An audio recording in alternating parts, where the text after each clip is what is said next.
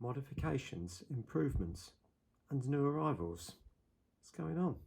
Stick around and I'll explain all.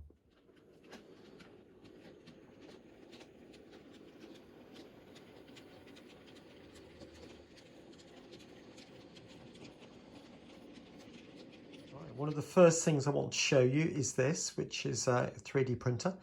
And I know it's not directly model railway related, but it will enable me to make some of the things which I need or some of the things which I can't necessarily buy. But I've had it for about a month, and for those who are interested, it's a Creality Ender 3 version 2. And if you decide to get one, I'm very pleased with it. I have come across one or two issues, but I dare say there are issues with every 3D printer from what I'm gathering, looking at the videos that are on YouTube. So if you want to find out more, I would strongly suggest watch other people's videos. I'm very much at the beginning of my learning journey with this, and some might say I don't know what I'm doing, and you'd probably be right. But I'm getting there bit by bit, by bit by bit, I will learn. All right. Right, so you might be thinking, well, what have I done with this 3D printer? Well, the very first thing I did was to make these. Now, I did this in a program called Tinkercad, which is an online program. And I believe it's one of the programs that a lot of the schools use. It seems to be very easy to use. And the way I did it was basically create a flat rectangle and then put more square rectangles around the side and sort of embed them into the first layer so that they actually become part of it. And then you can group that, and then the lettering I made slightly thicker than the base, and I think that's probably 1mm above, so I think it's 1.5mm in height, and you just sort of set it into the base again, so you've got a raised effect. I've now got some 1mm square rod, which does look quite patchy deliberately. I shall cut this into 1-inch sections and then glue them obviously to the back of that, but so that it creates a post. Well, I did say there were some new additions in this video, and so apart from the 3D printer which you saw earlier on, we've got this gorgeous Blackman Class 108 in green livery coming into shop right now. Now, this has come from Rachel and Sean at Mini Wisterston Junction, and they thought I might quite like it, popped it in a box, asked for my address and got it over to me. And I have to say, I love it. So it's fitting in with the layout absolutely perfectly.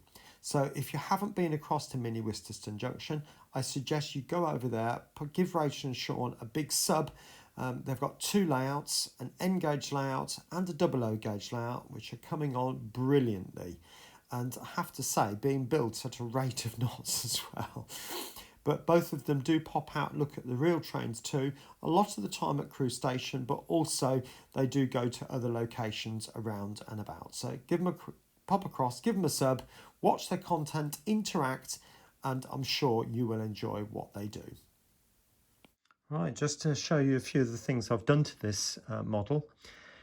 Before I say anything, I couldn't find any pictures of this exact train. So what I've had to do is take pictures that I could find and work out my own version of it. So it's not exact, but it's the best representation of it, of what I can do or find. So the model originally came with a completely blue interior, which was floor, seats and the dividing walls. So I've painted the floor a very pale grey and the dividing walls a dark brown with a pale door. Now, some of the early models did seem to have this natural wood panelling, and it did seem to be quite dark in some places, so that's what that's to represent, and obviously the floor too. The seats are the original colour that the plastic was, so, and you can clearly see I've added a number of different people. They are the cheap Chinese figures, and I've not actually done anything to them, and the reason for that is because, to be honest, how many people actually sit there and look at all the figures inside a train? I think that the eye will just show you that there's figures inside, but you might not actually look that closely. But that doesn't mean I might not just touch up one or two. Now, the other part of it as well, and if I bring the model round, both models round to that position. Hopefully you can make out the buffer beam detailing. I haven't got, or I didn't have, unfortunately, any detailing packs for the 108, and I thought I might have some bits left over from the 121, but unfortunately I used them all and they didn't give me any spares on that one. So what I've had to do is make up all this from scratch. So what I've done, if you look at this particular one, is take a piece of electrical wire and then make it into the shape of a question mark. So obviously that's upside down, and then removed a part of the end. Hopefully you can make that out. So you've got a little bit of bare wire showing just to represent the connectors. Okay, so it does look a little bit different. But then, like I said, the straight part, you'll probably notice there are some bits going up which do need to be painted red, and I will do that. But that's been flattened off using a pair of smooth pliers, and I'm bringing them into shot now, but one's like this and there's no teeth inside the jaws. Okay, so I've bent the wire up and then squeezed on the pliers to give a nice flat surface. Now some of the DMUs did have the attached to the buffer beam, others were attached under the buffer beam. So I've elected to go for one which is attached to the front of the buffer beam, so I can glue that on and make a nice firm connection. Now the chain down through the middle was an old piece of costume jewellery, which was my mother's, who sadly passed away about 18 months or so ago, and I've still got a load of it kicking about. It's not worth anything, so I thought I might as well use a little bit of the chain to represent some couplings. You'll also notice, you may not see it on that one, but certainly on that one, it's both exactly the same, by the way. There's a loop which connects some of the connectors underneath there, and there is a straight piece running down just to the right of that on both of those. Okay, again, that's just a piece of thinner electrical wire used for both.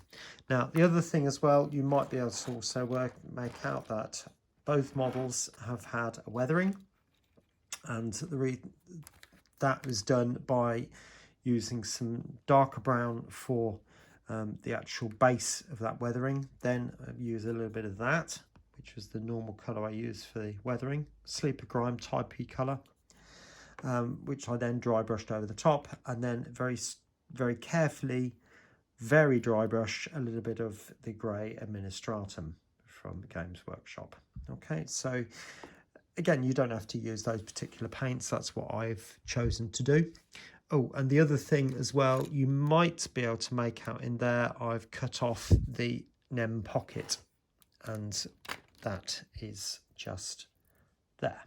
You might, John, what did you do that for? Well, because I'm never going to couple these to anything else. It's going to run as a 2-car unit. I've still got the coupling on the back of the locomotive. You can probably make that out there. And that is a NEM pocket. So it might be quite nice to change that at some point for something a little bit more realistic. But for now, that will do. Okay. So what I'm hoping to do next is to get the body shell sorted. Right, moving on to the roof. You can see on both models they've now been painted, and that was done using the anthracite grey, the Administratum grey as well, some little bit of white, tiny little bit of black, and literally just streak it over back and forth. I believe these roofs were made from vinyl and they were stretched over. So with all that and the roof with the rain marks, it's hopefully that represents the rainfall. You can see from the back here, I've got the staining where the exhausts would be. I've got the exhausts there which have been rusted up just like they were on the 121, and I've painted a little bit of tiny little bit of brown coming up the back here as well, because you do usually get a lot of grime build up between the carriages. Doesn't matter what it is, but there's usually a lot of grime between those. And the last thing to point out, hopefully if I use this light here, put the model that way around and turn this light on, hopefully you can make out there is a driver in both of the models. It's not ever so clear, but they're there, I promise. There you go, you can see that one just there, and hopefully shine that one through the side. Yeah, you can just about see his face in there. So, and that was using some of the models that I got from China, which came unpainted, that type of thing, which did appear to be huge. I don't think that was one of the models. Well, actually it could have been, but anyway, it was one of those. But that particular figure is 7 foot tall, believe it or not. But anyway, the only other thing I do want to do with this is to fit carriage lighting in here, and possibly cab lighting as well, if the chip is suitable for that. Not totally sure. And the decoders that are fitted in here are the 8-pin harness type, so I'll have to investigate what wires we've got and what's possible. I might be alright to fit the internal lighting. If I can't fit DCC lighting, I'll fit them with the reed switch, just like I did on the auto coach. All right, anyway, let's get it back on the layout and we'll see it running. There we are, back on the layout, and you can see how gorgeous that train is looking. So I'm really, really pleased with that. Now, the one thing that I do want to address though, if you look at that gap between the two coaches, that gap is enormous, and that's obviously the tension lock couplings in there. So one thing I've decided to do with the 3D printer is to make a coupling bar. Okay, so I had a couple of goes at doing this. I ended up first of all making a longer one. If I show you these two side by side, hopefully you can see the difference. So there's a longer one and one which is 2mm shorter. Now that one obviously left a slightly bigger gap, which was smaller than that, but I'm hoping that this one will virtually close the gap up. So I'll get those fitted and I'll join you back in a minute. Well, there you go, what an improvement. What I had to do was I fitted the 14mm one, which was the gap between the end of the NEM pockets, by the way, and it still had about 1 millimetre too big. So I've took it down another millimetre, and you can see 13mm between those two there is absolutely perfect. And although the curves, and I'll just pan you around, I have to say are not sharp. I think this one and probably this one are amongst the sharpest, but I deliberately wanted to keep the curves on this layout very, very shallow, so that I could do things like this and bring really close coupling together. Right, you might be thinking, what's going on here? Well, I've just discovered something else about this model. Look, interior lighting.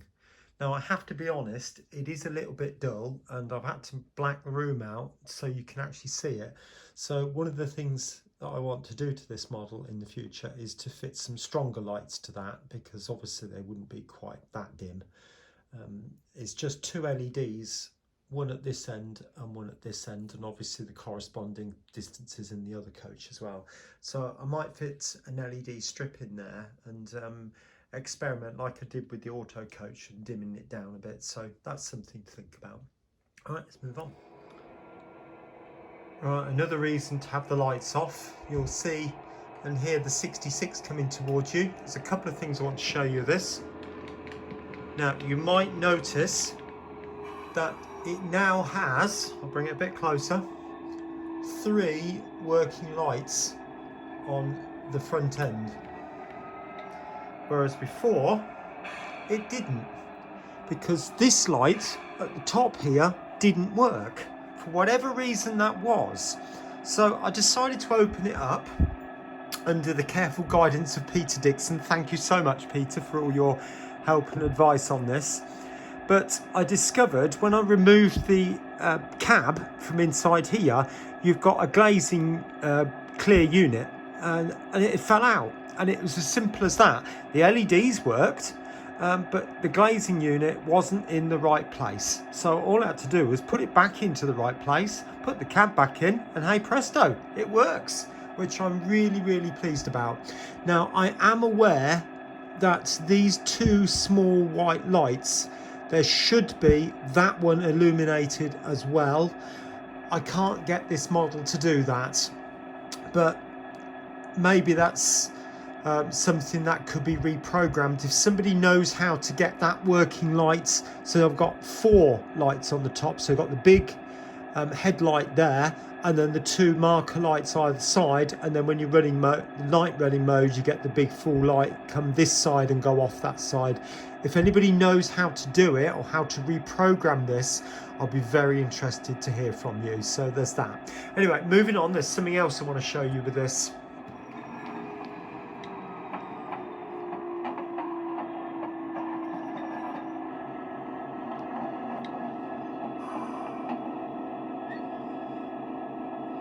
Right, so you can see now I've brought the 66 in on a different platform now, and I'm just going to zoom in a bit.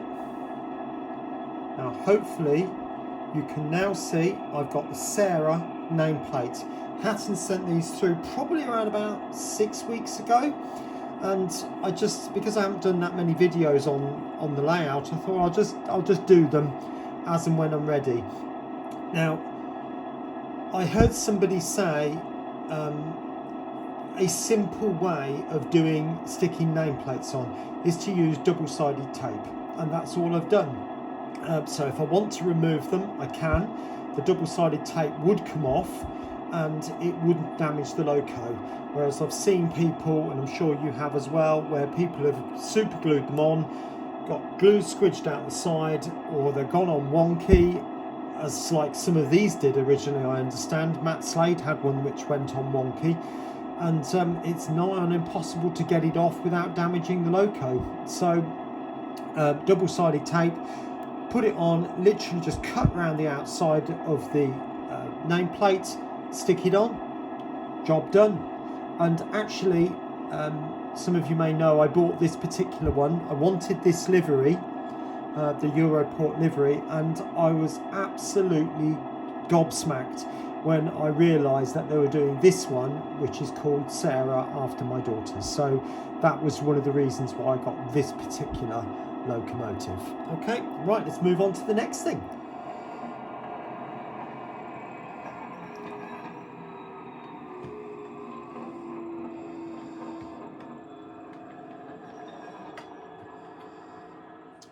Yes, the beautiful Dapol 121. Now, I know that Bachmann have brought one out recently, and I've not seen one of those. There are raving reviews about that. But to be honest with you, I'm loving this one. I can't fault it. I did have a few issues at the very beginning with slight derailing caused by the bogies hitting the battery boxes. And yes, I did have to file a part of that away. Yes, I shouldn't have to do that, but that's the way it is. But development on this is...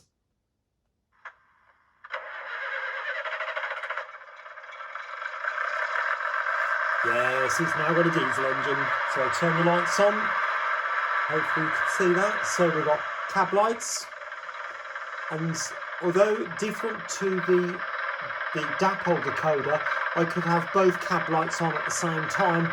Whereas this particular version with the YouTube sound, I can have the cab light comes on in the direction of travel. So if I switch the direction, you'll notice that the cab light switches possibly to the other end. So you might just be able to notice the light coming on there. And I like the way it sort of comes on gradually. But also, if you've got one of these models, you'll know it has interior lighting too, which is available with the Dapol decoder. But I had to do a slight fix on this one. And there are 2 terminals from the switch to the circuit board PCB, which you have to join a wire to get this to work. But I'm so impressed with this.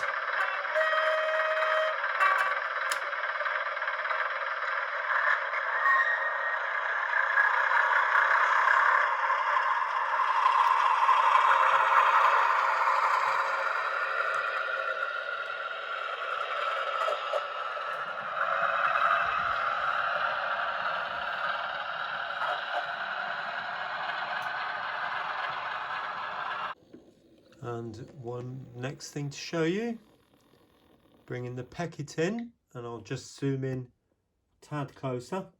You can hopefully see now I've put a driver figure in there, and if I turn the locomotive around, hopefully you can make out I've put a fireman in there too.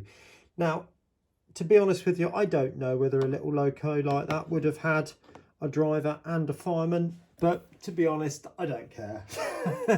So I'm really not that bothered whether it be right or not. Anyway, I'll zoom out and I'll show you where those figures have come from. They are these. And what that is the Dapol Kitmaster figures. And there is a load of workmen, and I suppose you can make them into whatever you want, really. So if I show you one of the completed strips, that comes, turn that round. So there's lots of different figures. So I'm assuming that's a fireman type figure.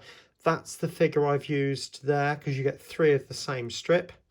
So I'm assuming that that man is leaning on the window, as is this one, leaning against the side of the window. And they're like wartime figures. So I'm assuming this guy here is changing a point lever, one of these, maybe, or something. I suppose it really does depend on whatever you want them to be, really. So there's different ones there. That one's obviously definitely a fireman, and that again is the one I've put into the other side. So lots of different things. I mean, this could even be a driver person here, couldn't it? I mean, it could be, you could have him positioned inside the loco just changing something. So it's whatever you want them to be, really.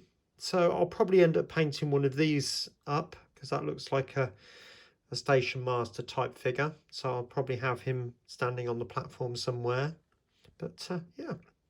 Anyway, next, zoom you out a bit more.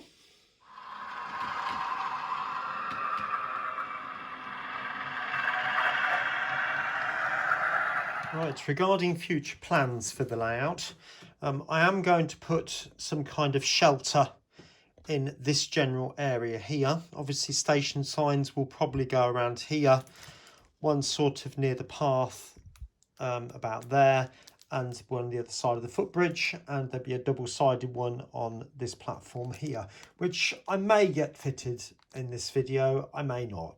It depends how long it goes on for.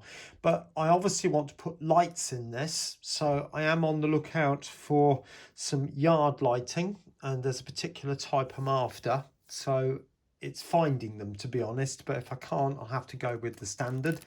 But these are the station lights that I've chosen, and the reason for that is because they're very similar to what the street lights we used to have outside here where I live, but it's the same one as they've got on the Hornby magazine channel on their 00 gauge layout. I can't remember what that's called, but it's the same lamps as that.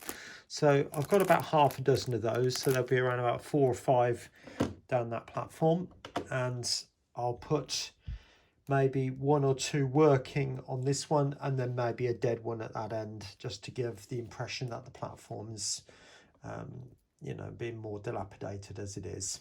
But obviously the layout is not far off finishing. I still need to do some bits down here. Now I was probably just going to put some weeds coming down this area, but again, if anybody's got any ideas of what could be done in these little strips, probably not a lot. Weeds are probably one of the few things that can be done, but do say, you know, I'd be interested to see what you've got to say. I think what I'm going to do now is I'll just run a few locomotives around and a few trains, so you get a flavour of the layout running again.